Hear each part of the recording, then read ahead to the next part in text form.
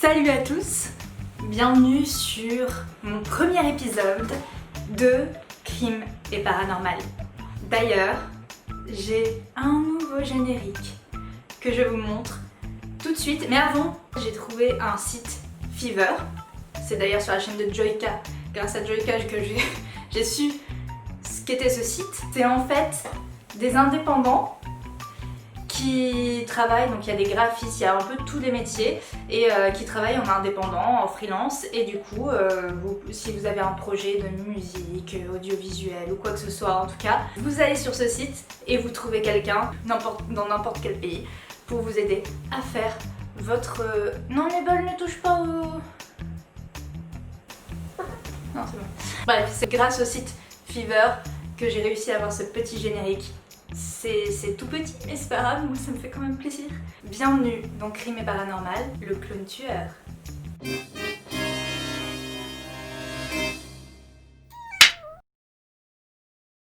Je vais prendre un air plus sérieux que d'habitude parce que forcément ce que je vais vous dire n'est pas très sympathique.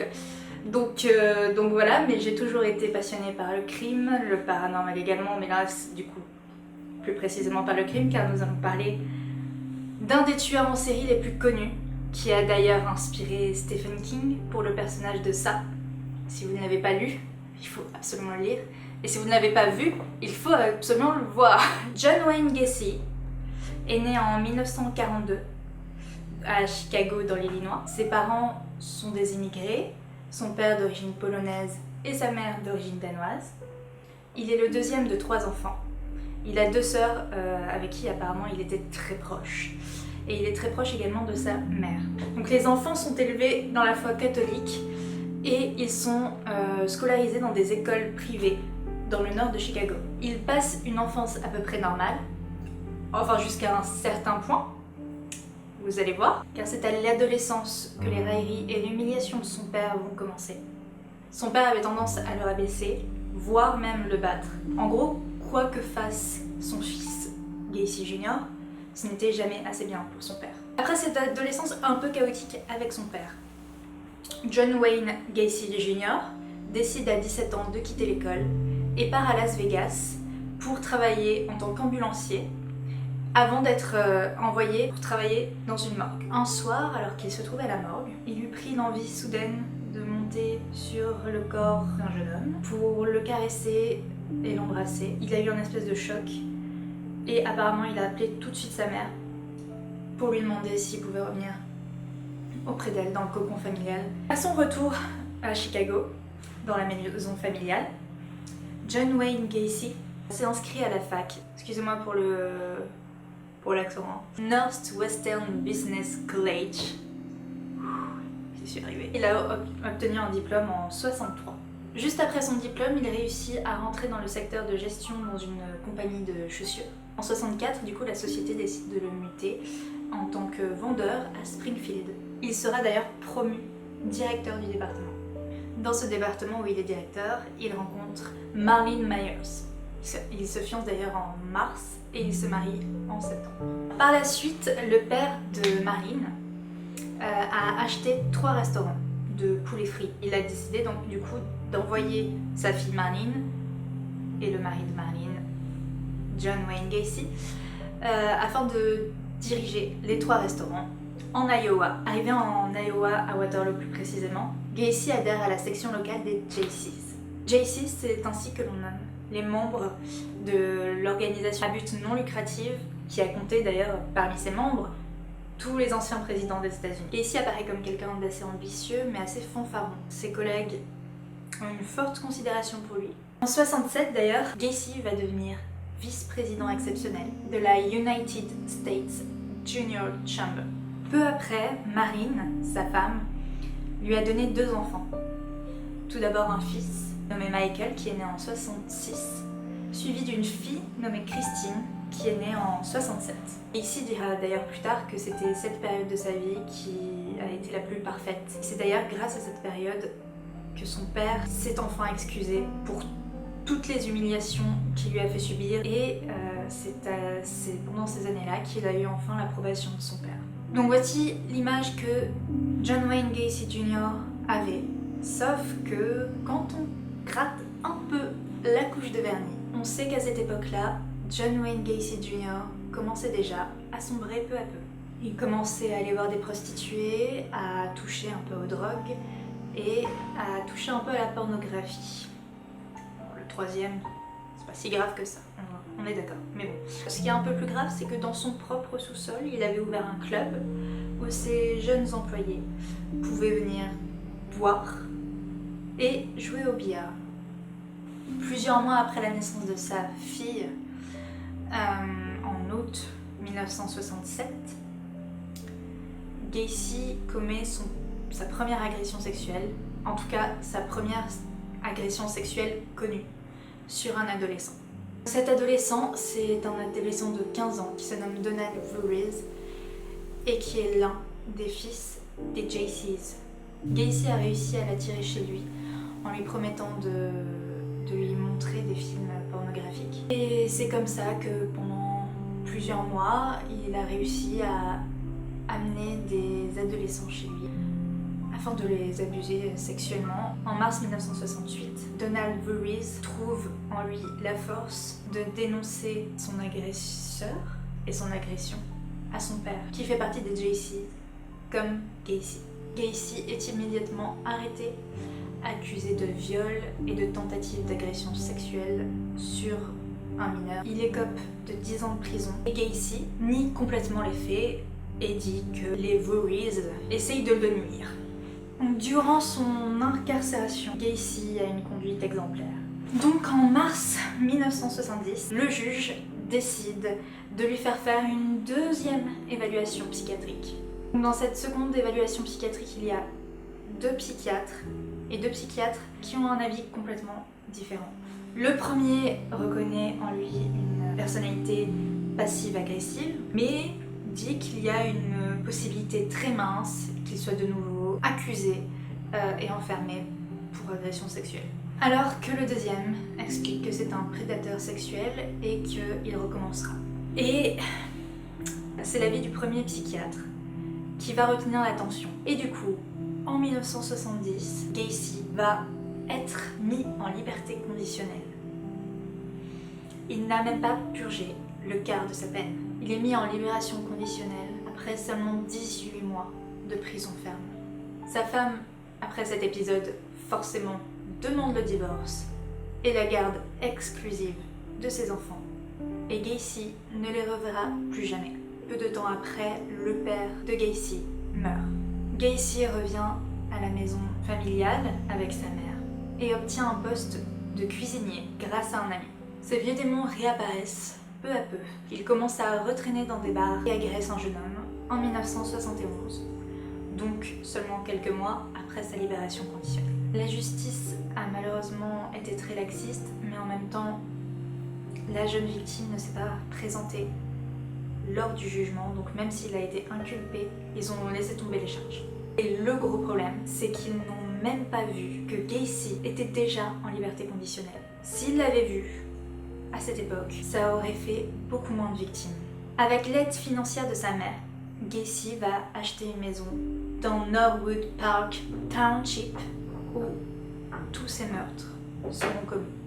En 71, ils emménagent lui et sa mère dans la maison, mais ils se fiancent à Carol Hoff et du coup sa mère déménage et laisse Carol Hoff et Gacy dans cette fameuse maison.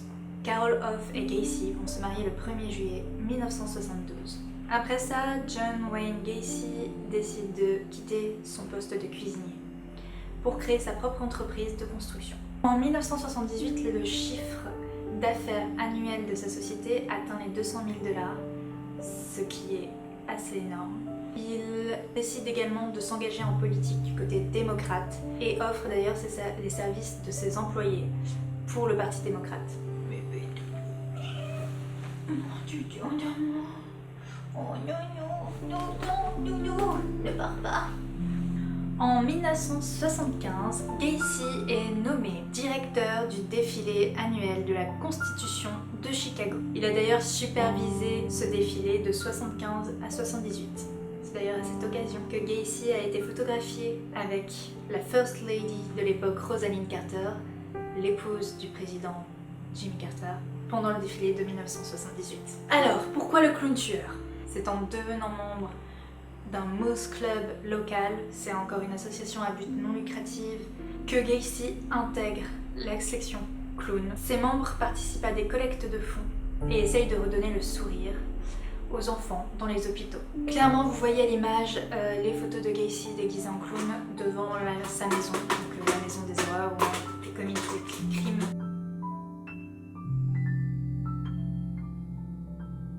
Le 1er janvier 1972, Gacy décide de prendre en stop un jeune homme nommé Timothy Jack McCoy. Gacy promet à Timothy de passer la nuit chez lui et que le lendemain matin, il le raccompagnera à la gare pour qu'il ait son bus à temps. Timothy sera sa première victime. Il va violer et le tuer à coups de couteau. Ce sera d'ailleurs le seul tué de la sorte, car toutes ses autres victimes ont été étranglées. Chut. Une fois tué, il a emmené Timothy et l'a enterré dans son vide sanitaire. Bon, du coup la lumière a changé parce qu'il fait nuit, donc j'ai fermé d'ailleurs les volets. Mais bon, c'était une parenthèse, continuons. Gacy a déclaré avoir ressenti un orgasme anesthésiant quand il a tué Timothy, du coup sa première victime. En 1975, Carol découvre chez eux des magazines pornographiques gays. C'est alors que Gacy annonce à sa femme qu'il est bisexuel et il divorce d'un commun accord en 1976.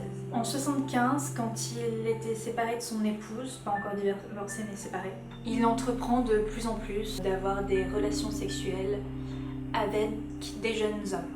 Sa société ayant beaucoup de jeunes employés, il a vu là l'occasion à saisir. Voilà. Anthony Antonucci, âgé de 15 ans à l'époque, est un employé de Gacy et échappe de peu à un destin funeste grâce à ses capacités de lutteur. Quand Gacy a eu un moment d'inattention, Anthony a réussi à se jeter sur lui, à lui voler les clés des menottes qu'il avait au poignet afin de pouvoir se libérer et réussir à s'échapper. Anthony n'a malheureusement jamais porté plainte. Je vais raconter le mode opératoire, donc si il y a des personnes assez sensibles ou des personnes jeunes qui ne veulent pas être choquées, parce que c'est assez choquant, même moi en le racontant, en étudiant le cas de John Wayne Gacy, j'étais assez choquée par le mode opératoire, donc surtout n'hésitez pas à quitter la vidéo si vous ne le sentez pas, si vous n'avez pas vraiment envie d'entendre les horreurs qu'il a infligées à ses victimes. Je le conçois et donc quittez la vidéo. Le mode opératoire de John Wayne Gacy Jr. est de faire boire le jeune homme ou même de le droguer et ensuite il essaye de le menotter. Parfois il utilise sa méthode de clown en faisant un tour de passe-passe pour les menotter. Une fois pris au piège, Gacy déclare "The trick is you have to have the key". Après, il les viole. D'ailleurs, avant et après les avoir tués, il les viole. Et en signe de domination, Gacy urinait sur ses victimes. Il finit en plaçant une corde autour du cou de la victime et étrangle ses victimes. Voilà le mode opératoire de John Wayne Gacy Jr. C'était sympathique à raconter. En 1975, un autre employé de Gacy, John Butkovich, âgé de 17 ans, disparaît. Gacy l'a menotté, l'a violé et l'a tué avant de l'enterrer sous le garage, avant de bétonner le sol du garage. La berline Dodge de Butkovich a été retrouvée avec les clés à l'intérieur ainsi que son portefeuille. Gacy sera interrogé par la police pour la disparition de Butkovich, mais réussit à s'en sortir. Tandis que les parents de Butkovich harcèlent la police de continuer à suivre la piste de la dernière personne ayant vu Butkovich, à savoir Gacy. C'est encore une occasion manquée d'épargner plusieurs victimes. Entre les années 1976 et 1978, Gacy a avoué avoir tué 23 personnes avant de les enterrer dans son vide sanitaire. Les voisins d'ailleurs se plaignaient de l'odeur se dégageant de la maison.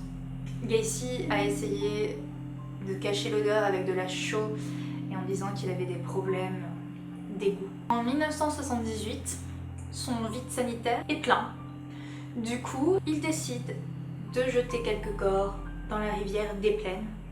Une victime y a d'ailleurs été laissée pour morte et a survécu. C'est Jeffrey Rignall. Mais malheureusement, il n'était pas en capacité d'identifier son agresseur. Le 11 décembre 1978, Gacy va dans une pharmacie pour discuter de travaux à venir dans cette pharmacie. C'est là qu'il rencontre le jeune employé à temps partiel de la pharmacie, Robert Piest, et il lui propose un travail 2 fois plus rémunéré que celui qu'il a à la pharmacie. Il faut savoir que Piest n'avait pas le même profil que les autres victimes, c'était un très bon élève. Robert Piest vivait avec ses parents, donc forcément ses parents ont vu qu'il ne rentrait pas du boulot et ont prévenu la police. Et c'est grâce au propriétaire du coup de la pharmacie qu'on a su que le dernier à avoir parlé à Robert était John Wayne Gacy Jr. Le policier qui s'occupe de cette affaire et qui commence à faire des recherches sur ce fameux John Wayne Gacy commence du coup ses investigations et voit le casier judiciaire énorme de Gacy. Donc forcément, les soupçons se tournent vers Gacy et le juge demande une première perquisition dans la maison de Gacy.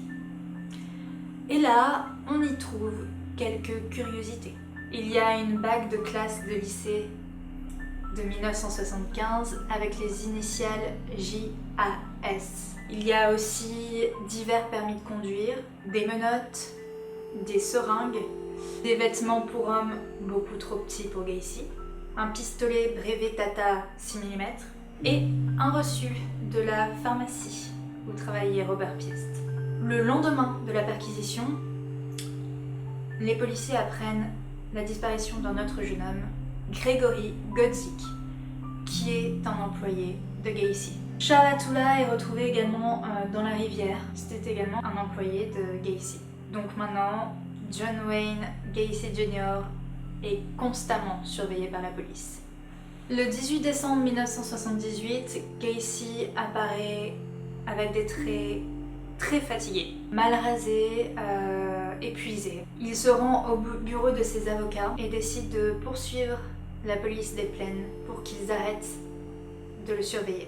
Mais le même soir, Michael Rossi, un adolescent que Gacy avait embauché, avoue aux policiers qu'à l'été 77, Gacy lui avait dit d'étaler 10 sacs de chaux dans son vide sanitaire sous sa maison.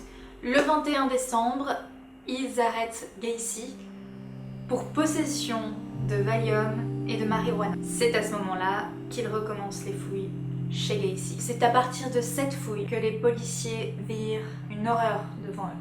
Ils ne s'attendaient vraiment pas à voir une telle chose. Quand ils ont découvert le vide sanitaire, l'odeur apparemment y était insupportable.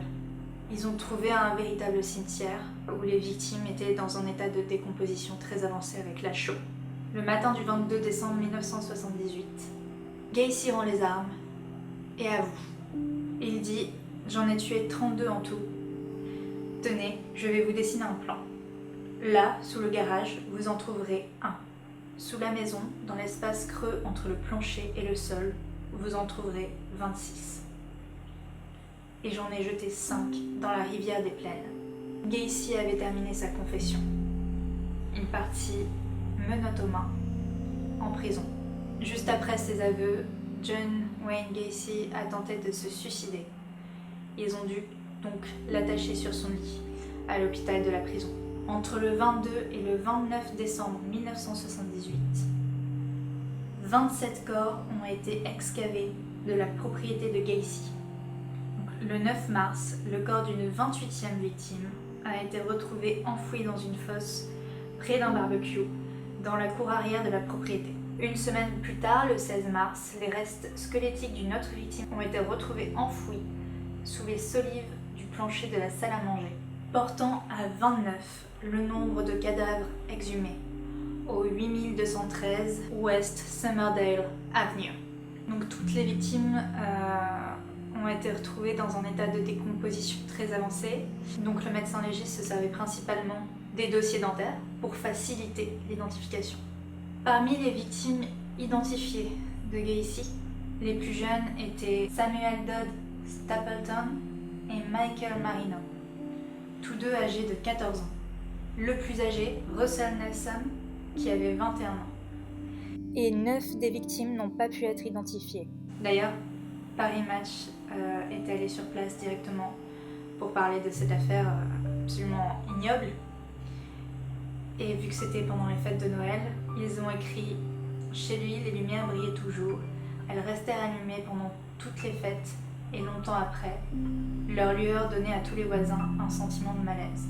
Un policier vint tout exprès pour les éteindre et la maison de l'ogre s'effaça dans la nuit. » Donc, le procès de John Wayne Gacy a commencé le 6 février 1980. C'est un procès pour le meurtre de 33 jeunes hommes. Gacy est transféré à la prison de Cook et joue aux aliénés pour essayer d'échapper au procès.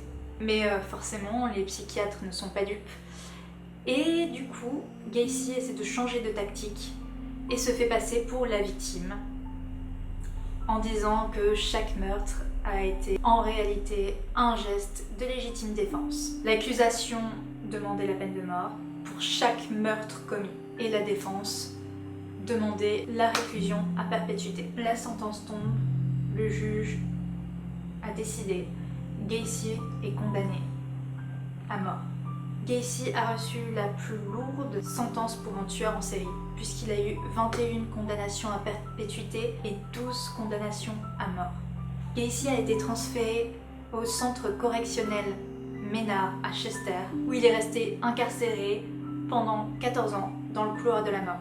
Isolé dans sa cellule, Gacy commence à peindre, notamment des portraits de clowns, de Bambi, de Blanche-Neige ou des Sept Nains. Il les fait exposer dans des galeries d'art, ou il les vend aux enchères. Il faut quand même savoir que ces peintures étaient vendues entre 200 et 20 000 $. Alors la Cour suprême d'Illinois a fixé sa date d'exécution au 10 mai 1994 par injection létale. Son cadavre a tout de suite été incinéré. 6 victimes restent encore à ce jour en attente d'identification. Il faut savoir qu'en 2011, les autorités décident d'exhumer les corps des personnes non identifiées afin de procéder à des tests ADN plus poussés, car malheureusement à l'époque, ce n'étaient pas les mêmes tests.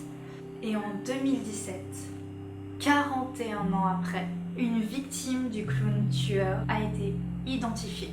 Il avait 16 ans lors de sa disparition, qui était en 1976. En 1979 déjà, la mère de Jimmy s'était rapprochée des policiers pour savoir où était passé Jimmy et si son fils se trouvait parmi les victimes du clown tueur. Malheureusement, à l'époque, les seuls moyens scientifiques, c'était les dossiers dentaires. Et la mère de Jimmy n'en avait pas. Elle n'avait pas de dossier, le dossier dentaire de Jimmy. Donc malheureusement, elle n'a jamais su ce qui était arrivé à son fils. Et en plus, elle est décédée avant de savoir qu'il avait bien fait partie des victimes. Je trouve ça horrible, vraiment horrible de chercher toute sa vie et de ne même pas savoir ce qui est arrivé à son fils. Horrible. Mon frère a disparu depuis tellement longtemps, c'est tellement bien de l'avoir retrouvé, même si ce n'est pas une bonne nouvelle. Donc le comté de Cook aimerait aider plus de familles et appelle les familles qui ont perdu un proche dans les années 70 à les contacter et à se soumettre à un test ADN surtout. Si l'un de vos proches a été porté disparu entre 1970 et 1979, peu importe quand, contactez nos agents. Partagez votre histoire et si elle correspond au profil, soumettez-vous à un test ADN. Nous ne cherchons pas seulement des personnes originaires de Chicago. Elles peuvent venir des 4 coins du pays.